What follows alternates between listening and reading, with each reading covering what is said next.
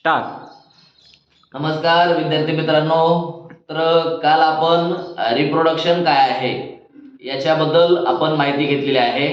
तर आज आपल्याला मेटाबॉलिझम काय आहे त्याच्याबद्दल माहिती घ्यायची आहे.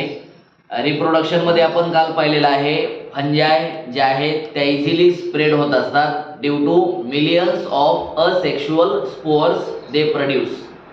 नंतर आपण त्या ठिकाणी पाहिलं होतं जे रिप्रोडक्शन आहे त्याची डेफिनेशन काय आहे. Reproduction is the biological process in which new individuals are produced. आणि रिप्रोडक्शनचे दोन टाइप्स आपण पाहिलेले आहेत, सेक्शुअल आणि असेक्शुअल रिप्रोडक्शन. मग नंतर आपण पाहिलं होतं हायड्रा असल किंवा ईस्ट असल तर यांच्यामध्ये बडिंग होणार आहे. त्याचबरोबर प्लॅनेरिया जे आहे त्याला आपण फ्लॅट वर्म्स असंही म्हणतो. त्याच्यामध्ये ट्रू रिजनरेशन होणार आहे, म्हणजे त्याच्या बॉडीचा जो पार्ट आहे म्हणजे फ्रॅगमेंटेड जो काही बॉडीचा पार्ट आहे तो परत त्या ठिकाणी नवीन ऑर्गॅनिझम्स तयार करणार आहे. नंतर आपण त्या ठिकाणी फिलामेंटस अल्गे असल, नंतर फंजाय असल आणि प्रोटोनेमा ऑफ मॉसेस असल याच्यामध्ये फ्रॅगमेंटेशन होणार आहे हे आपण त्या ठिकाणी पाहिलेलं आहे. आणि काही आपण असे एक्झाम्पल पाहिलेले आहेत की त्यांच्यामध्ये रिप्रोडक्शन होत नाही, जसं की त्या ठिकाणी काय असल म्यूल असल, स्टराईल वर्कर बीज असल किंवा त्या ठिकाणी इनफर्टाईल ह्युमन कपल्स असल. They are also living things but they unable to produce new individuals and therefore reproduction is not the defining property of all living organisms. इथपर्यंत आपण काल डिस्कस केलेली आहे. Now today we are going to discuss about the metabolism. आज आपल्याला metabolism काय आहे त्याच्याबद्दल माहिती घ्यायची आहे. What is made by metabolism. Metabolism काय आहे ते बघायचं आहे. त्या अगोदर आपण त्या ठिकाणी मेटाबॉलिझमची डेफिनेशन काय आहे त्याच्यावर आपण अगोदर फोकस करणार आहोत. तर बघा the sum total of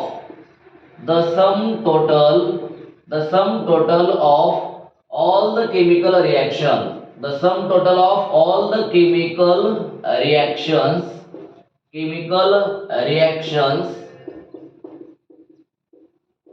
occurring in our body is the metabolism. आपण यालाच त्या ठिकाणी काय म्हणत असतो, मेटाबॉलिझम. म्हणजे आपल्या शरीरामध्ये thousands of chemical reactions are occurring simultaneously. आणि त्या ज्या रासायनिक अभिक्रिया आहेत, हजारो रासायनिक अभिक्रिया आपल्या शरीरामध्ये घडत असतात आणि त्या प्रक्रियेलाच आपण त्या ठिकाणी मेटाबॉलिझम असं म्हणत असतो. डेफिनेशन बघा, the sum total of all the chemical reactions occurring in our body is the metabolism. मग आता लक्ष द्या, ऑल लिव्हिंग ऑर्गॅनिझम्स जेवढे काही ऑर्गॅनिझम्स आहेत, all living organisms are made of chemicals. म्हणजे सर्व सजीव जे आहेत, all living organisms, there is no exception, म्हणजे अपवाद या ठिकाणी बिलकुल नाही. तर सर्व सजीव जे आहेत ते कशापासून तयार झालेले आहेत, केमिकल्स पासून तयार झालेले आहेत. म्हणजे रसायन जे आहेत त्यांच्यापासून तयार झालेले आहेत. अँड दीज केमिकल्स मे बी, बघा त्यांचे त्या ठिकाणी जे त्या ठिकाणी क्लास आहे, त्यांचा क्लास आहे, नंतर त्या ठिकाणी शेप आहे किंवा साइजेस आहेत, त्या कशा आहेत, डिफरंट आहेत. म्हणजे chemicals may be different in classes, shapes and sizes. and they are belong to, they are constantly being made and converted into some other chemicals or some other substances. and this conversion, हे जे conversion आहे म्हणजे हे जे समजा chemicals आहेत त्यांचं इतर दुसऱ्या केमिकल्स मध्ये किंवा सबस्टन्स मध्ये रूपांतर होणार आहे. म्हणजे chemicals are being made constantly and converted into some other substances और अदर केमिकल्स. इतर केमिकल्स मध्ये त्यांचं रूपांतर होणार आहे. आणि मग त्यांचा क्लास असेल, त्यांचा शेप असेल किंवा साइज असेल, हे त्या ठिकाणी कॉन्स्टंटली चेंज होणार आहे. And these conversions are nothing but the metabolic reactions और द केमिकल रिएक्शन्स. आपण त्यालाच त्या ठिकाणी जे कन्व्हर्जन आहे त्या कन्व्हर्जनला आपण त्या ठिकाणी जे कन्व्हर्जन आहे त्यालाच आपण त्या ठिकाणी मेटाबॉलिक रिएक्शन, आपण त्याला मेटाबॉलिक रिएक्शन किंवा केमिकल रिएक्शन असं बोलतो. केमिकल रिएक्शन किंवा मेटाबॉलिक रिएक्शन. मग आता या ठिकाणी तुम्हाला 3-4 पॉइंट महत्त्वाचे जे आहेत ते सांगितलेले आहेत. आणि मग आता all living organisms, it means that they may be unicellular और मल्टीसेल्युलर, म्हणजे एक पेशीय असतील किंवा बहुपेशीय असतील. या सर्व सजीवांमध्ये या ज्या प्रोसेस आहेत त्या घडणार आहेत. आता या ठिकाणी आपल्याला बघायचंय की जे मेटाबॉलिझम आहे ते कशा कशामध्ये होत आहे, कोणकोणत्या सजीवांमध्ये होत आहे ते आपल्याला बघायचं आहे. आता मेटाबॉलिझम जे आहे ते डिफाइनिंग प्रॉपर्टी आहे किंवा नाही, तर त्याचा आपल्याला या ठिकाणी विचार करायचा आहे. तर आपण त्या ठिकाणी पाहूया मेटाबॉलिझम हे कसं आहे. दुसरा कपडा आहे बघा, मेटाबॉलिझम जे आहे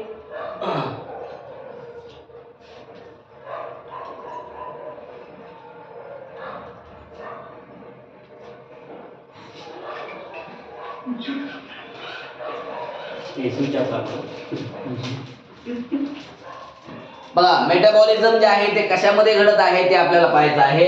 बघा, जेवढ्या काही प्लांट्स आहेत, ऑल प्लांट्स,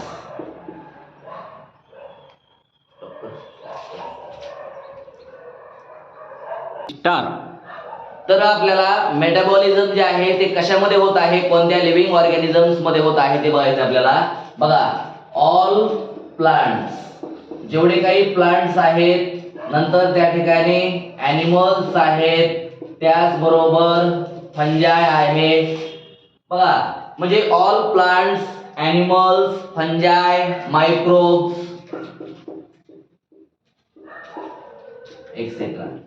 मला सांगा या ठिकाणी म्हणजे जेवढे लिव्हिंग ऑर्गॅनिझम्स आहेत, म्हणजे तुम्हाला मी अगोदर सांगितलेलं आहे युनिसेल्युलर किंवा मल्टीसेल्युलर. मग प्लांट्स असतील, ॲनिमल्स असतील, फंजाय असेल, मायक्रोब्स असेल, या सगळ्यांमध्ये काय होत आहे, मेटाबॉलिझम जे आहे ते होत आहे. मग मला सांगा मेटाबॉलिझम जे आहे ते सर्वांमध्ये होत आहे, परंतु जे लिव्हिंग ऑर्गॅनिझम्स नाहीत, जे नॉन लिव्हिंग ऑर्गॅनिझम्स आहेत, म्हणजे बघा नॉन लिव्हिंग ऑर्गॅनिझम्स मध्ये मेटाबॉलिझम होत नाही, परंतु plants, animals, fungi, microbes exhibit दर्शवतात काय, metabolism. Metabolic reactions can be outside बघा, can be demonstrated outside the body in a cell free system. म्हणजे जी सेल फ्री सिस्टीम आहे, बघा जी सेल फ्री सिस्टीम आहे त्या सेल फ्री सिस्टीम मध्ये metabolic reactions can be demonstrated, can be carried out, can be performed. Okay, म्हणजे metabolic reactions आपण करू शकतो कुठं, outside the body of an organism in a cell free system. म्हणजे cell free system मध्ये आपण त्या ठिकाणी metabolic reactions can be performed और कॅन बी डिमॉन्स्ट्रेटेड और कॅन बी कॅरीड आउट. मग आता या ठिकाणी बघा, व्हाईल एक्सेप्शन या ठिकाणी बघा, ऑल लिव्हिंग ऑर्गॅनिझम्स मध्ये मेटाबॉलिक रिएक्शन्स होत आहे. आता इन विट्रो मध्ये, विट्रो जे आहे metabolic reactions can be demonstrated और can be performed in vitro outside the body. आता ही जी प्रोसेस आहे, this process is neither living nor non living. म्हणजे ही जी प्रोसेस आहे neither living nor non living, म्हणजे इन विट्रो बघा, इन विट्रो मध्ये ही जी घडणारी प्रोसेस आहे, in vitro outside the body, ही जी घडणारी प्रोसेस आहे बघा, neither living nor non living but surely living reaction. ही जी रिएक्शन आहे ती लिव्हिंग आहे, परंतु ही जी प्रोसेस आहे outside the body in vitro process जी आहे neither living nor non living, म्हणजे ते लिव्हिंगही नाही नॉन लिव्हिंगही नाही, परंतु रिएक्शन जी आहे ती मात्र कशी आहे, लिव्हिंग आहे. आणि त्यामुळं आपण सांगू शकतो metabolism is the defining property of all living organism. जेवढे काही लिव्हिंग ऑर्गॅनिझम्स आहेत त्या सर्वांमध्ये काय होणार आहे, मेटाबॉलिझम होणार आहे. अलग लक्षात.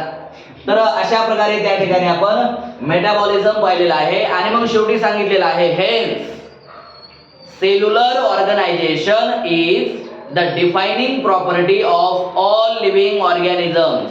म्हणजेच त्या ठिकाणी आपण हे सांगू शकतो metabolism is the defining property of all living organisms.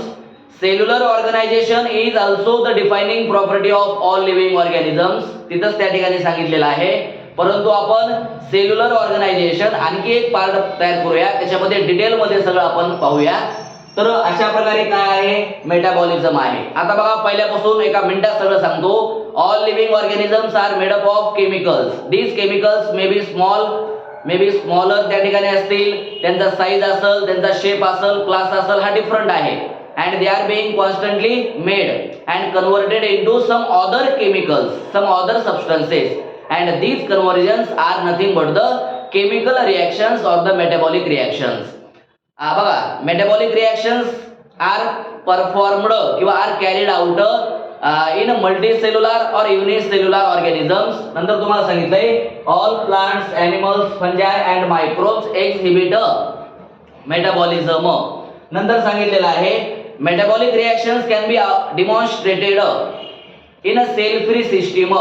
Metabolic reactions can be performed in vitro. It means that outside the body of living organism. This process is neither living nor non-living, but surely living reaction, and hence without exception metabolism is the defining property of all living organisms. आणि नंतर तुम्हाला पुढचा एक सांगितलेला आहे cellular organization is also the defining or exclusive property of all living organisms, and hence हे काय आहे म्हणजे बघा आपण त्या ठिकाणी ग्रोथ पाहिलेला आहे. ग्रोथ कशी आहे डिफाइनिंग प्रॉपर्टी नाही, because it occurs in living and non living also. Reproduction आपण पाहिलेला आहे in some living organisms reproduction does not takes place and therefore it is also not the defining property of all living organisms. आणि आपण तिसरी पाहिलेली आहे metabolism, but it is the defining property of all living organisms. म्हणजे आपल्याला एक property जी आहे किंवा एक कॅरेक्टरिस्टिक जे आहे किंवा एक फीचर जे आहे ते आपल्याला सापडलेलं आहे जे डिफाइनिंग आहे, म्हणजे जे सर्वात जेवढे काही सजीव आहेत त्या सर्वांमध्ये होणार आहे. ओके, आलं का लक्षात? तर अशा प्रकारे त्या ठिकाणी मेटाबॉलिझम आहे. आता राहिलेलं जे आहे ते आपण पुढच्या पिरियड मध्ये पाहणार आहोत, ज्या प्रॉपर्टीज राहिलेल्या आहेत. जर तुम्हाला लाईव्ह डेमो पाहायचा असेल तर गायकवाड बायोलॉजी क्लासेस बीड शिवाजी शाळेच्या समोर आहे, तुम्ही येऊन लाईव्ह डेमो करू शकता. ओके, यस, थांबूया आपण इथंच. डन.